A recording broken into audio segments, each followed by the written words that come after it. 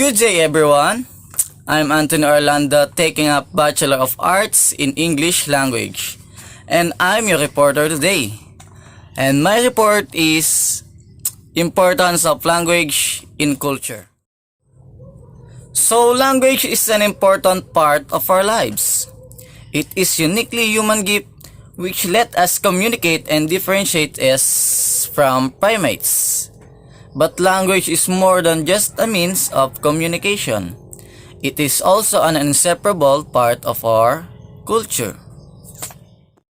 So let us first define what is language and what is culture.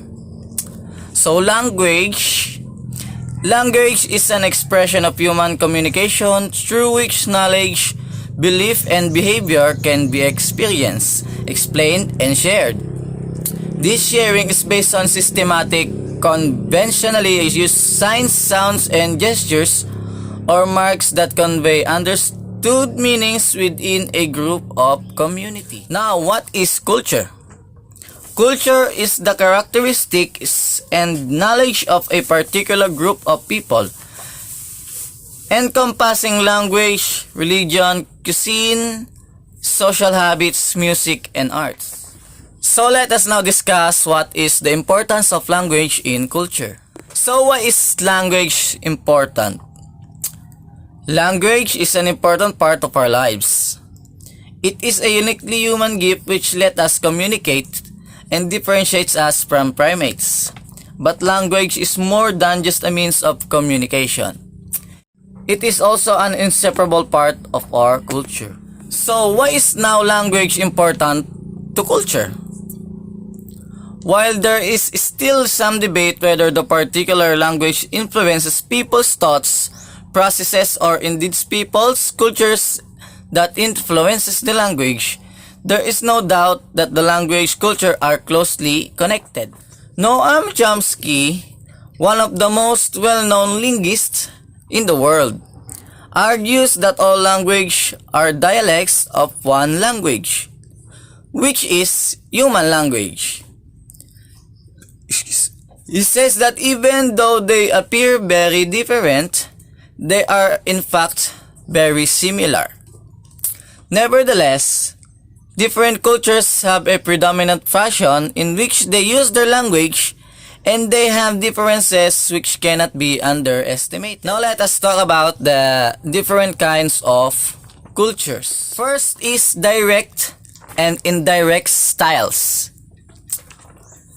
Cultures such as United States or Western Europe value self-expression and verbal precision. We are encouraged to be different and to speak our mind. On the other hand, Asian cultures use as indirect styles of communication. So United States and Western Europe use direct, and Asian culture uses indirect style.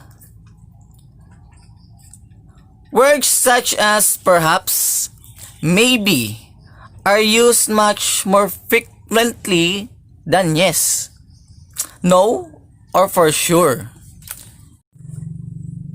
In Japanese culture, precise articulation is appreciated much less than speaking between the lines or being understood without words.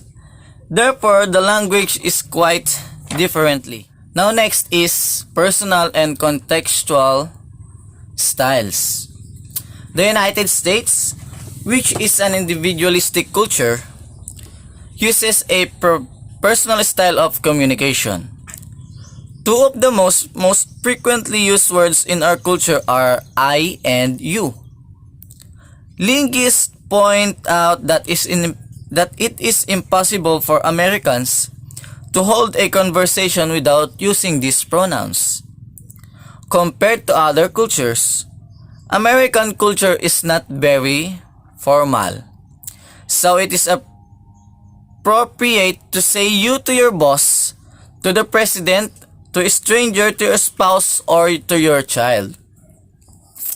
In Thailand language, there are 12 forms of pronoun you, which depend on factors such as status of level of intimacy.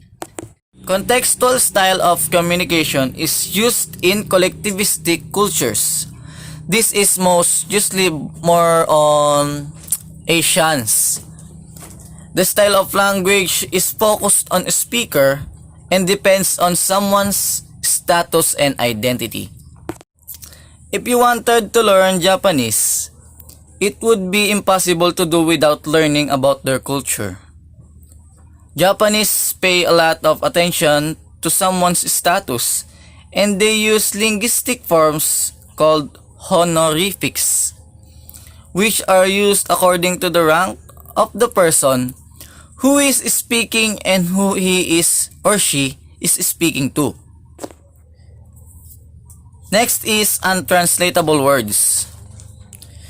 Another way to show why language is important to culture is to look at the vocabulary that a particular culture is using.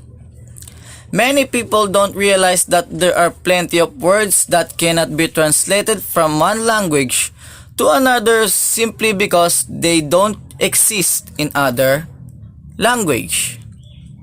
The word shopping, which describes one of the most favorite activities of Americans, doesn't exist in some other language, such as, for example, is in Russia. Why? Because it is not a huge part of other cultures. The same goes for the word fast food, which is not only popular but unacceptable in many other cultures. Another interesting example is the word ilunga. Ilunga. It comes from the Chiluba language of the Republic of Congo and is considered to be the most untranslatable word in the world. Ilunga describes a person who is ready to forgive any transgression a first and a second time, but never for the third time. So those are the three different styles of cultures. One is direct and indirect styles, two is personal and contextual styles, and three is untranslatable words. Language is changing along with the culture.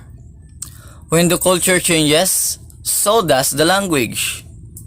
Many of you probably remember the words he and his were generically used in English language. Since the United States and the most English-speaking Western Europe are becoming less and less male-dominant cultures, the grammar rules have been changed and new gender agreements rules were created. 50 years ago, nobody was suspecting that the day in the United States the word mother and the father would become controversial and that some schools would agree to change them both to parent. So I hope this article helped you to understand why language is important to culture. Now, what I've learned from my topic is, thus, it is necessary to conclude that language can be perceived as culture. Language plays a different significant role in the development of indigenous culture.